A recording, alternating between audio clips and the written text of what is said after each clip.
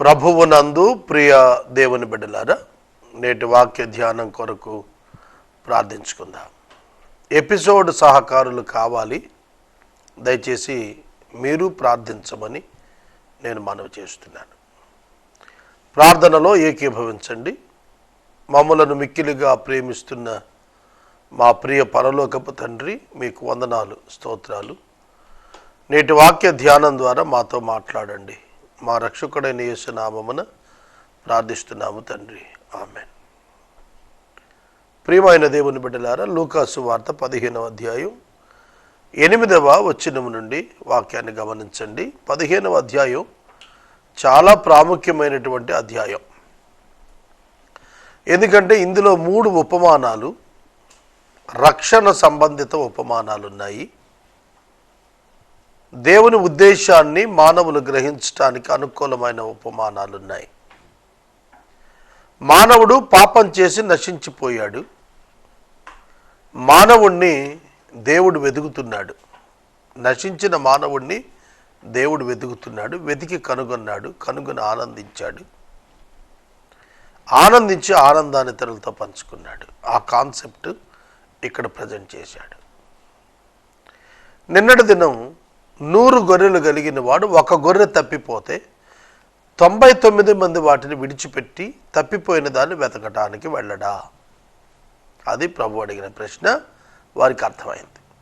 ఎందుకంటే అప్పటికే శాస్త్రులు, పరిచయులు యేసుక్రీస్తు ప్రభువు పాపులను చేర్చుకుని వారితో కలిసి భోజనం చేస్తున్నాడు. అదే వారికి విస్మయాన్ని ఇచ్చింది. వారికి చెబుతున్నాడు, నేను వచ్చిన ఉద్దేశమే ఇది, పాపులను పిలవటమే, వారిని మార్చటమే నా ఉద్దేశం. కాబట్టి నేను ఆ పనే చేస్తాను అని వారికి చెప్పటానికి. అది దేవుడు పంపినది ఆ పర్పస్ కోసమే. ఇక రెండవ ఉపమానం ఏమిటంటే, ఏ స్త్రీకైనా 10 వెండి నాణ్యాలు ఉండగా వాటిలో ఒక నాణ్యం పోగొట్టుకుంటే ఆమె దీపం వెలిగించి ఇల్లు ఊడ్చి అది దొరుకు వరకు జాగ్రత్తగా వెతకదా? అది దొరికినప్పుడు తన చెలికత్తెలను, పొరుగువారిని పిలిచి నాతో కూడా సంతోషించండి, నేను పోగొట్టుకున్న నాణ్యం దొరికిందని వారితో చెప్పును కదా. అటువలే మారు మనసు పొందు ఒక్క పాపి విషయమై దేవుని దూతల ఎదుట సంతోషం కలుగునని మీతో చెప్పుచున్నాను అని నిన్న చెప్పాను, మరలా చెబుతున్నాను. 10 వెండి నాణ్యాలు, 10 వెండి నాణ్యాలు ప్రదానం చేయబడినప్పుడు ఆ 10 వెండి నాణ్యాలు వేస్తారు ఆవిడ మెడలో. అవి వివాహం సమయంలో వాటిని ప్రజెంట్ చేయాల. ప్రధానానికి వివాహానికి మధ్య చాలా గ్యాప్ ఉంటుంది. మనకైతే ఇవాళ ప్రధానం అయితే రేపు పెళ్ళి, లేదు తెల్లవారుజామున ప్రదానం చేసి మధ్యాహ్నం పెళ్లి చేస్తాం మనం. ఇక్కడ కాన్సెప్ట్ ఆఫ్ బెట్రోతల్ ఇస్ డిఫరెంట్. ప్రధానం ఉద్దేశం వేరు. ప్రధానం వివాహానికి ముందు యాంపుల్ ఆఫ్ టైం ఇస్తారు. ఎందుకంటే to test a person whether to marry or not. వివాహం ఆడచ్చా ఈ వ్యక్తిని, ఆడకూడదా అనేది తెలుసుకోవటానికి ఒక పర్టికులర్ టైం ఉంటుంది. ప్రేమిస్తాడా, ప్రేమించడా, ప్రేమ గల వ్యక్తా కాదా, బాధ్యత గల వ్యక్తా కాదా, ఇవన్నీ కూడా పరీక్షించుకునే సమయం. They can break it. Engagement can be breaked. కనుక ఈ ప్రధానం చేసుకున్నప్పుడు ఆ వ్యక్తి సరి అయిన వారా కాదా అనే ఇదిమిద్దమైన నిర్ణయం పర్ఫెక్ట్గా తెలిసిన తర్వాత ఆ వ్యక్తిని వద్దని చెప్పచ్చు. పెళ్ళే నాకు చెప్పడానికి లేదు, అది కల్చర్. కాబట్టి ప్రధానమైంది 10 వెండి నాణ్యాలు ఇచ్చారు. ఆ 10 వెండి నాణ్యాలు మరలా తిరిగి అప్పచెప్పాలి ఆ పెద్దలకి.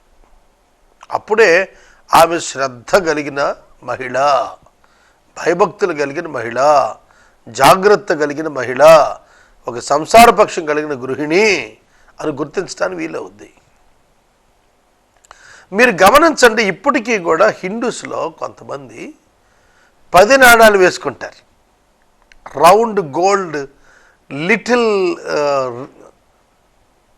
కాయిన్స్ ఉంటాయి. పలచటవి, సన్నవి, చిన్నవి, రౌండ్ కాయిన్స్ ఉంటాయి, వాటిల్ని ఇప్పటికీ కూడా వేస్తారు. నేను కొంతమంది దగ్గర స్త్రీల దగ్గర చూశాను. కొందరు ట్రైబ్స్ కూడా వేస్తారు, కొందరు ట్రైబల్ పీపుల్ కూడా ఆ వెండి నాణ్యాలు వేస్తారు. కనుక ఇది ఇప్పుడు కాదు, కొన్ని వేల సంవత్సరాల నుంచి కూడా ఇది ఈ కల్చర్ ఎట్లా కొనసాగుతూ వచ్చింది. బెట్రోతలు అయింది, ప్రధానం అయిపోయింది, ఇక వివాహం కావాలి. ఆ 10 వెండి నాణ్యాల్లో ఒక నాణ్యం పోయింది, లైఫ్ లేనట్టు ఇంకా అమ్మాయికి ఆ వివాహం జరగదు. ఇక ఆ నాణ్యం కోసం ఆవిడేం చేస్తుంది, purpose of the life or the completeness of life is in marriage. వివాహంలోనే కంప్లీట్నెస్ ఆఫ్ లైఫ్ ఉంది. అందుకనే వివాహం అన్ని విషయాల్లో దేవుడు ఘనమైనదిగా ఎంచమన్నాడు. కనుక వివాహానికి ఇవ్వాల్సిన ప్రాధాన్యత విషయంలో 10 నాణ్యాలు ప్రజెంట్ చేయాలి. ఒక నాణ్యం మిస్ అయిపోయింది, ఏమైపోతుంది ఆవిడ లైఫ్? కనుక ఆవిడ ఏం చేస్తుంది, అలా పోగొట్టుకున్నప్పుడు దీపము వెలిగిస్తుంది, దీపము వెలిగిస్తోంది. తర్వాత రెండవ పని, ఇల్లు ఊడ్చుతుంది. రెండవ పని. మూడో పని, దొరక వరకు జాగ్రత్తగా వెతుకుతుంది. 3 పాయింట్లు. 1, దీపం వెలిగిస్తుంది. దీపం లేకపోతే కనపడదు. ఇల్లంతా ఊడుస్తుంది. నాణం ఎక్కడైనా కింద పడిపోయిందేమో అని చెప్పి ఇల్లంతా ఊడ్చేస్తుంది, పోగు చేస్తుంది, ఉందేమో కనుగొంటుంది. కనబడకపోతే జాగ్రత్తగా వెతుకుతుంది ఇల్లంతా కూడా. ఎక్కడైనా మర్చిపోయామా ఏమిటి, ఎక్కడైనా పెట్టామా గుర్తుపెట్టుకోవటానికి, తలగడ కింద ఏమైనా పెట్టామా, పరుపు కింద పెట్టామా, బీరువాలో పెట్టామా, చెస్ట్ ఆఫ్ డ్రాయర్లో పెట్టామా, లేకపోతే బీరువా తలుపు ఈ వుడెన్ కబోర్డ్లో పెట్టామా, లేకపోతే మంచం కోడులో పెట్టామా, ఎక్కడ పెట్టామని ఎదుగుతుంది శ్రద్ధగా. ఒక ఇంపార్టెంట్ వస్తువు కొన్ని స్థలాల్లో పెడుతుంటాం, అవన్నీ కూడా వెతుకుతుంది, ఊడుస్తుంది. మంచం కింద కొంచెం సమస్తం కూడా తుడిచేస్తుంది. తుడిచి అంత శ్రద్ధగా, ఎందుకు it costs her life, wedding life, so that she will take much care to get it back. దాన్ని మళ్ళా తిరిగి పొంది వెనక్కి తీసుకోవటానికి ఎంతో పనిచేస్తుంది. ఈ లోపల దొరికిందంతే ఎంతో ఆనందిస్తుంది. తన చెలికత్తెలను పిలిచి, ఇదిగో నాది పోగొట్టుకున్నానే, అది దొరికింది నాకు అని చెప్పి she will share her Joy with them. కనుక అలాగే ఒక పాపి రక్షించబడితే పరలోక రాజ్యంలో ఆనందం కలుగుతుంది. ప్రభు సిలువపై పడిన వేదనంతా కూడా ఒక్క క్షణం అక్కడ ఆ ఆనందమయంగా మార్చబడిపోతుంది. తర్వాత ఒక పాపి మారు మనసు పొందాలి, అప్పుడే సంతోషం దేవునికి. కనుక we need to please hour God, we should make him happy. ఆయన సంతోషపరిచే వారంగా మనం ఉండాలి. తర్వాత 11వ వచనం నుండి మనకు ఈ అధ్యాయం చివరి వరకు కూడాను కొంచెం దీర్ఘంగా పెద్ద ఉపమానమే వర్ణించాడు. ఒక మనుషుడు ఉన్నాడు, ఆ మనుషుడు ధనవంతుడు, అతడు తండ్రి, అతనికి 2 కుమారులు, పెద్దవాడు చిన్నవాడు. వారిద్దరూ కూడాను అతని ఇంట పెరుగుతున్నారు. అక్కడ వారిలో చిన్నవాడు అంటున్నాడు, తండ్రి ఆస్తిలో నాకు వచ్చు భాగం ఇమ్మని తండ్రిని అడిగాడు. ఇక్కడ కూడా సేమ్ కాన్సెప్ట్. చిన్నవాడు తప్పిపోయాడు, తప్పిపోయినటువంటి వాడు పశ్చాత్తాపపడి తిరిగి తండ్రి ఇంటికి చేరాడు. అక్కడ తండ్రి అతన్ని చేర్చుకున్నాడు, తోసివేయలేదు. కనుక పశ్చాత్తాపడి వచ్చే వాళ్ళందరికీ కూడా doors are opened in the house of God. Who return from evil and sin, they will be opened. They will have the open doors in the house of God. దేవుని ఎంటటువంటి వారికి తెరువబడినటువంటి ద్వారాలు ఉంటాయి. ఆ తండ్రిని కుమారుడితో, నాకు రావలసినటువంటి భాగం, నాకు వచ్చే భాగం, అంటే అతనికి పిత్రార్జితం ఉండాలి. ఆ తండ్రి సంపాదించిన డబ్బు మనవడిగా ఇతనికి వస్తుంది మేజర్ అయినప్పుడు. కాబట్టి వాడు పెద్దవాడు అయినప్పుడు నా డబ్బు నాకు ఇచ్చేయమన్నాడు. తండ్రి కూడా అబ్జెక్ట్ చేయకుండా ఇచ్చేశాడు. పితరుల సొమ్ము పంచాలి కదా కుమారుడికి, అందుకని ఇచ్చేశాడు. ఇచ్చినప్పుడు అతడు కొన్ని దినాలు బాగానే ఉన్నాడు. తర్వాత సమస్తం కూర్చుకొని దూరదేశానికి ప్రయాణం అయిపోయి అతడు తన ఆస్తిని పాడు చేసేశాడు. ఇతడు సమస్తము కూర్చుకొని వెళుతున్నప్పుడు తండ్రి మౌనంగా ఉన్నాడు, మాట్లాడలేదు. That father gave his son freedom to choose, freedom to act, freedom to raise the business. Such a good father. అసలు డబ్బు అడిగినప్పుడే ఇవ్వకూడదు. మిగతా వాళ్ళైతే ఎవరు నా తదనంతరం ఇస్తాను లేవో అంటారు, లేకపోతే పంపకాలు వేసినప్పుడు చూద్దాం అంటారు. పంపకం అవ్వలేదు, ఏం అవ్వలేదు, అయినా సరే ఇచ్చేశాడు. ఎందుకనంటే హీ రెస్పెక్టెడ్ హిమ్. ఆ తండ్రి కుమారుని గౌరవించి తను అడిగినటువంటి దాన్ని ఉపలబ్ధి చేశాడు. కానీ కొన్ని దినాలు అయిన తర్వాత ఇతనిలో మార్పు వచ్చేసింది. ఒక మాట గుర్తుపెట్టుకోండి, ప్రతి మనిషి కూడా ఇంతే. మొదట బాగానే ఉంటాడు, కొన్ని దినాలు అయ్యేటప్పటికి అతనిలో మార్పులు వచ్చేస్తుంటాయి. ఎందుకంటే అతనిలోని చెడుతనం బయటకు వస్తుంది కొన్ని దినాల్లో. ఈ కుమారుడు చిన్నవాడు తండ్రిని విడిచి వెళ్ళటానికి తీర్మానం చేసి సకలం సర్దుకొని సమకూర్చుకొని వెళ్ళిపోయాడు. ఎక్కడికి వెళ్ళిపోయాడు? తండ్రి పేరు వినబడనంతటి దూరం పరిగెత్తాడు. దూరదేశం, చిన్న చిత్తం కాదు, దూరదేశం. దూరదేశం దూరదేశం దాన్ని ఇంగ్లీష్ బైబిల్లో ఆయన అడిగింది ఏంటంటే, father give me the share of property that is coming to me and he divided his property between them. Not many days later, కొన్ని దినాలు, ఎక్కువ రోజులు కూడా కాల, నాట్ మెనీ డేస్ లేటర్, ఎక్కువ రోజులు కాకపోవడమే, కొన్ని దినాలు జరిగినప్పుడే the younger son gathered all he had and took a journey into a far country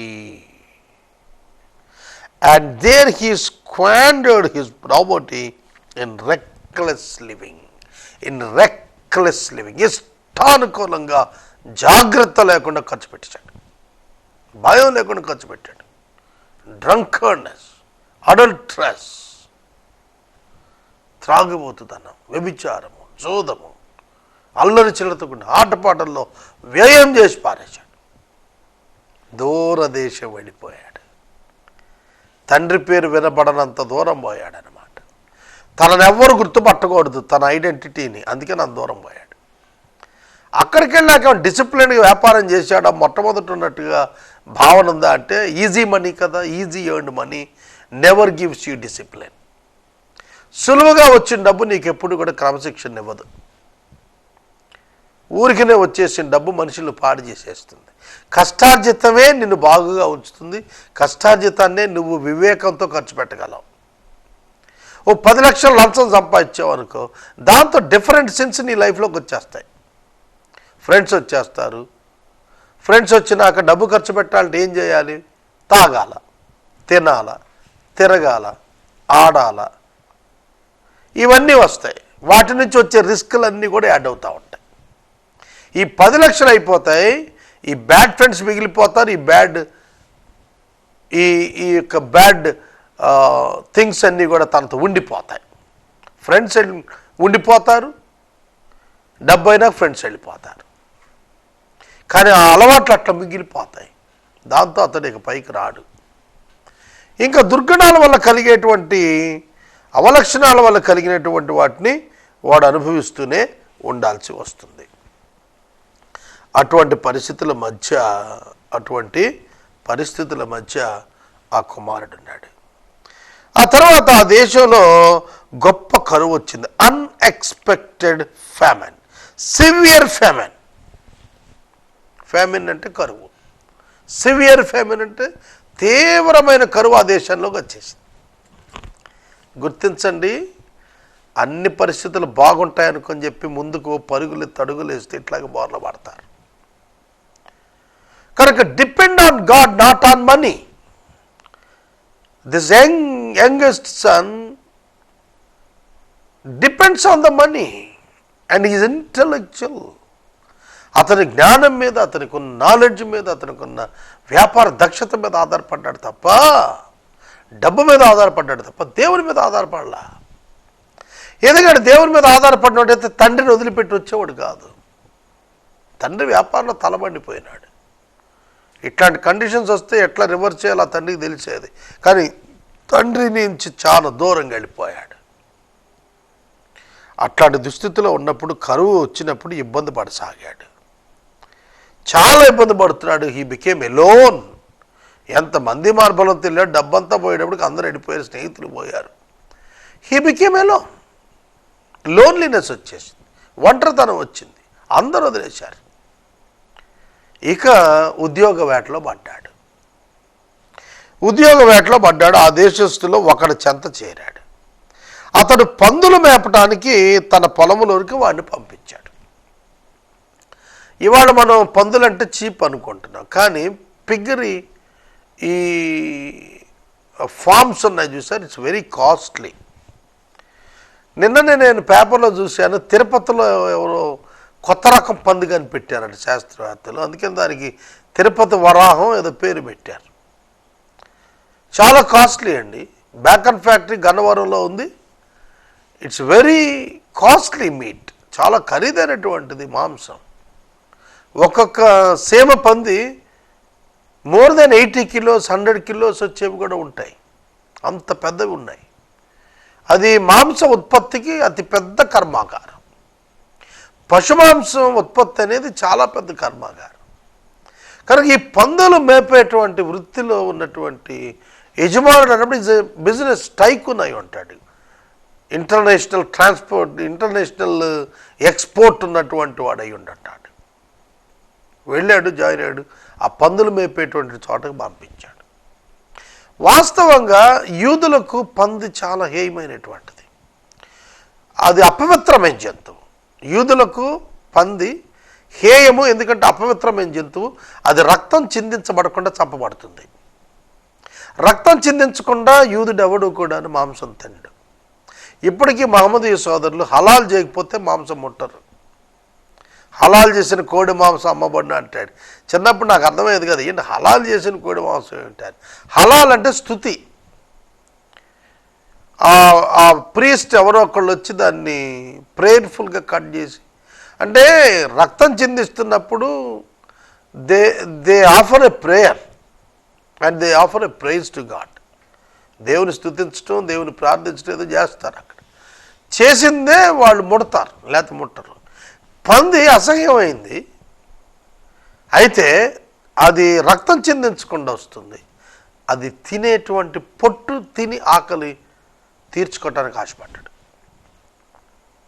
చాలా దారుణమైన పరిస్థితి కదా. ఎవ్వడు అతనికి ఏమీ ఇయ్యలేదట. ఇదండి లోకం అంటే. ఇవాళ మనం ఇంట్లో అమ్మ, నాన్న, అక్క, బావ, చెల్లి, తమ్ముడు, మేనగోడలు, మేనలుడు, అన్న కొడుకు, తమ్ముడు కొడుకు, ఇలా అందరూ ఉంటారు. కుటుంబంలో అందరూ ఒకరికొకరు హెల్ప్ఫుల్గా ఉంటారు. కానీ ఇతడు దూర ప్రాంతం వెళ్ళిపోయాడు. అక్కడ వీడెవడో తెలియదు. ఎంత రిచ్ కండిషన్ నుంచి వచ్చిట్ట పాడైపోయాడు తెలియదు. తన అలవాట్లు చూస్తే భయంకరంగా. ఎవడు ఏమి ఇయ్యలేదు. నేను మనవి చేస్తున్నాను, యువకులారా గుర్తుపెట్టుకోండి, ఎవరు ఏం చెయ్యరు మీకు. Nobody can help you. విదేశాల్లో ఇప్పుడు అదేనండి ప్రాబ్లం. ఇక్కడి నుంచి పాపం చాలా ఆశతో వెళ్తారు. కొంతమంది ఏజెంట్స్ మాయ చేసి తీసుకుపోతారు. ఆ వీసాన్ని ఈ వీసాన్ని ఇచ్చి అక్కడ పని చేయిస్తామని తీసుకుపోతే తీరా అక్కడికి వెళ్తే గాలిని వదిలేస్తారు. అక్కడ వెళ్ళాక ఎవడు సహాయం చేయడు. ఈ మధ్యన వాట్సాప్లో ఒక అమ్మాయి మాకు ఒక షేరింగ్ వీడియో పెట్టింది. అందరికీ వచ్చే ఉంటుంది, అది మీరు చూసే ఉంటారు. తెలుగు అమ్మాయి చాలా చక్కగా మాట్లాడింది. ఆ చిన్న అమ్మాయి అమెరికా ఉద్యోగం కోసం పోయిందట. ఒక్కొక్క రూములో అలౌడ్ పీపుల్ 4 ఉంటే అందులో 10 మంది ఉంటున్నారట. 4 డ్యూటీకి వెళ్తే 4 పడుకుంటారు, మళ్ళీ 4 డ్యూటీకి వెళ్తే ఇంకో 4 పడుకుంటారు. 2 నైట్ షిఫ్ట్ పోతారు. సో 4 ఉండాల్సిన చోట 10 మంది ఉంటున్నారు. అట్లాంటి బ్యాడ్ పీరియడ్లో చెక్ చేయటానికి వస్తారట. వీసాస్ ఉన్న వాళ్ళు ఉన్నారా లేదా అనేది చెక్ చేయడానికి వచ్చినట్టు వీళ్ళు రోడ్డు మీదకి వచ్చి నిలబడాలి. వాళ్ళు వెళ్ళిపోయారు, చెక్కింగ్ అయిపోయిందని ఎవరు నిలబడాలట. మంచినీళ్ళు ఇచ్చే దిక్కుండదు, తిండి పెట్టే దిక్కుండదు. వీసాలు పర్ఫెక్ట్గా ఉండవు కాబట్టి వీ కాంట్ గెట్ ఎనీథింగ్. మేము ఎట్లా బతుకుతామని మా బ్రతికిదేనా అమ్మాయి వీడియోలో వాట్సాప్లో పెట్టింది మ్యాటర్. నాకు అప్పుడు అనిపించింది, విదేశీ మోజులో ఎంతమంది ఇబ్బంది పడుతున్నారు కదా. ఎంతమంది ధనాపేక్షతో డబ్బు సంపాదన కోసం విద్య సంపాదించుకుంటే వెళ్ళి అక్కడ సెటిల్ అయిపోదామని వెళ్ళిపోయిన వాళ్ళు పెట్రోల్ పంపుల్లో, పుస్తకాల షాపుల్లో, చిన్నపిల్లలు ఎత్తుకోవటానికో, ఇండ్లల్లో పాచి పనులకో, రకరకాలు వెట్టి పనులకు అలవాటు పడిపోతారు. కారణం ఏంటంటే ఎవడు ఏం చేయడు. Nobody will hear your prayer cry. నీ మనం ఎవడు వినేవాడు ఉండడు. No one can invite you. నువ్వు ఇక్కడ ఎంత గొప్పడమైనా అయ్యి ఉండొచ్చు, అక్కడ నిన్ను ఎవరు పట్టించుకోరు. ఇక్కడ నువ్వు ఎంత కేపబుల్ అని అయిన ఉండొచ్చు, అక్కడ ఎవరు పట్టించుకోడు. అట్లా అయింది ఇతని పరిస్థితి. It's a foreign country, very far away from his native country. So his language is different, their language is different. పేదవాడు ఎవరు పట్టించుకోలేదు. అక్కడ అతనికి బుద్ధి వచ్చింది. నేను నా ఇంట ఉన్నప్పుడు నేను ఎట్లున్నాను, ఇప్పుడు ఎలా ఉన్నాను. అది బుద్ధి వచ్చిన తర్వాత నా తండ్రి యొద్ద ఎంతోమంది కూలివాండ్రకు అన్నం సమృద్ధిగా ఉంది, నేనైతే ఇక్కడ ఆకలికి చచ్చిపోతున్నాను, నేను తండ్రి దగ్గరికి వెళ్తాను. అక్కడ తండ్రి పరలోకానికి విరోధంగా, నీకు విరోధంగా నేను పాపం చేశాను, ఇక మీద నీ కుమారుని అనిపించుకుంటానికి యోగ్యుని కాను, కాబట్టి నీ పనివారిలో ఒకటిగా పెట్టుకోమని అడుగుతాను అని అనుకున్నాడు. లేచాడు, ఉదయాన్నే తండ్రి దగ్గరకు బయలుదేరాడు, వెనకకు తిరిగి వచ్చాడు. ఆ కుమారుడు వస్తుండగానే తండ్రి దూరముగా వాడిని చూచి కనికరపడి పరిగెత్తుకొని వెళ్ళి మెడ మీద పడి ముద్దు పెట్టుకున్నాడు. అప్పుడు ఆ కుమారుడు అన్నాడు, తండ్రి, నేను పరలోకమునకు విరోధముగా నీ ఎదుట పాపం చేసి ఇక మీదట నీ కుమారుని అనిపించుకుంటూ నేను యోగ్యుడను కాను అనేను. He confessed his sin with his father. తండ్రితో తన పాపాన్ని ఒప్పుకొని క్షమాపణ అడుగుతున్నాడు. నీ కూలివాళ్ళు నన్ను ఒకడుగా ఉంచయ్యా. ఆ తండ్రి కూలివాళ్ళలో చేర్చుకున్నాడా? లేదే, కుమారుడిగానే తీసుకున్నాడు.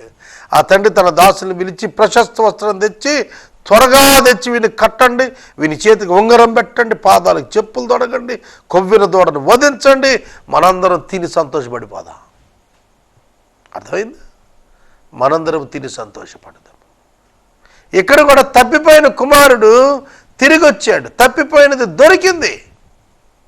తిరిగి చూడలేననుకున్న కుమారుడు కనపడ్డాడు, కానీ పాడైపోయిన స్థితిలో కనపడ్డాడు. పాడైన స్థితిలో కనపడ్డాడు. ఆ తండ్రి ఆ కుమారుని చేర్చుకుంటున్నాడు. చేతికి ఉంగరం వచ్చింది, కాళ్ళకు చెప్పులు వచ్చాయి, చేతికి ఉంగరం వచ్చినది, శరీరానికి వస్త్రం వచ్చింది. త్వరగా తీసుకురమ్మన్నాడు. ప్రశస్త్ర వస్త్రం వచ్చింది. A special garment. But the father said to his servants, bring quickly the best robe and put it on him, and put a ring on his finger, on his hand, and shoes on his feet, and bring the fattened calf and kill it, and let us eat and celebrate. For this is my son. This was my son. ఈయన కుమారుడు. ఆయన ఏం చెబుతున్నాడు? ఈయన కుమారుడు చనిపోయి మరల బ్రతికిను, తప్పిపోయి దొరికిను. For this my son was dead and is alive again. He was lost and is found. And he began to celebrate. ఆనందిస్తున్నాడు, పనివారు ఆనందిస్తున్నారు, గొప్ప విందు జరుగుతోంది. ఎలా ఉంటుంది చిన్న కుమారు యొక్క మనసు? అపాత్రుడునైన నాకు, అయోగ్యుడినైన నాకు ఇంత వైభవమా తిరిగి నా తండ్రి ఇచ్చాడు. ఒక పాపిగా మనం చనిపోయి నరకాగ్నిగుండానికి వెళ్లాల్సి ఉండగా మనల్ని తిరిగి క్షమించి తన రక్తంతో కడిగి తన వస్త్రాన్ని మనకు తొడిగించి తన రాజరికాన్ని బంగారు ముద్ర మన చేతికి తొడిగించి పవిత్రమైనటువంటి ఆ చెప్పులను మనకు అనుగ్రహించి తాను మంచి విందు చేసి ఆ మహావిందులో మనల్ని పాల్గొనజేసి మరలా తిరిగి గౌరవాన్ని మన చేతికిచ్చి మనల్ని చూచి ఆయన ఆనందపడుతుంటే మనం ఏం చేయాలి మనకు అర్థమవుతుందా? కృతజ్ఞత నిండిన హృదయములతో ఆయనను ఆరాధించడం తప్ప మరేం చేయగలుగుతాం? వాస్తవానికి చనిపోయాం, తిరిగి బ్రతుకుతున్నాం. దినదినం మనం పాపముల చేత చనిపోతూనే ఉన్నాం. క్రీస్తు యేసునందు ప్రభు మనల్ని బ్రతికిస్తూనే ఉన్నారు. మన పాపాలను బట్టి మనం చచ్చిన స్థితిలో ఉన్నాం, కానీ క్రీస్తునందు మనం బ్రతుకుతున్నాం. ఇది దేవుని మహాకృప కాదా? ఆ చిన్న కురవాడు తిరిగి వచ్చినప్పుడు, వెనక్కి వచ్చినప్పుడు త్రోసివేయక, కూలిగా పెట్టుకోక కుమారునిగా స్వీకరించాడు. That is the agape love of God. అదే దైవ అగాపే ప్రేమ. దైవిక ప్రేమ అంటే అదే. తృణీకరించి వెళ్ళిపోయిన వాడిని ప్రేమించి అంగీకరించిన ప్రేమ. అట్టి ప్రేమతో ప్రభు మనల్ని అంగీకరిస్తున్నాడు. పెద్ద కుమారుడు పని నుండి తిరిగి వచ్చాడు. ఏంటో జరుగుతున్నది చూసి వెలుపటి ఉండిపోయాడు. ఆ తండ్రి పెద్ద కుమారుని వెళ్ళి బతిమలాడి లోపలికి రమ్మని పిలుస్తాడు. ఆ సందర్భంలో ఆ పెద్ద కుమారుడు అడిగింది ఏమిటంటే, నాయనా, ఇన్ని ఏళ్ల నుంచి నిన్ను సేవిస్తున్నాను, నీ ఆజ్ఞ నేను ఎన్నడూ మేరలేదు.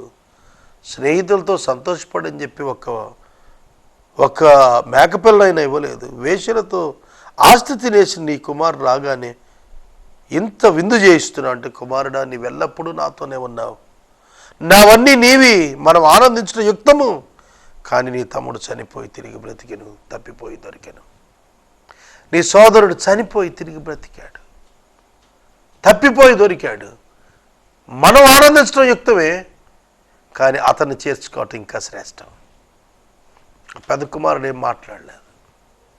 ప్రియమైన సహోదరుడు, సహోదరి, దేవుడు నీతిమంతులను పిలవటానికి యేసును పంపలేదు, పాపులను పిలిచి అంగీకరించటగా వారిని యేసును పంపాడు. ఈ రాత్రి వాక్యం వింటున్న నీవు నీ పాపమును ఒప్పుకొని ప్రభు చెంతకు వచ్చి, lord help me to come out of this worst sin in my life. ప్రభుని అడిగినట్లయితే ప్రభు నీకు క్షమాపణను, జయాన్ని ఇస్తారు. ప్రార్థిస్తాను. మమ్మల్ని మిక్కిలిగా ప్రేమిస్తున్న తండ్రి, వందనాలు, స్తోత్రాలు. నేడు వాక్యం విన్న బిడ్డలను దీవించి ఆశీర్వదించు.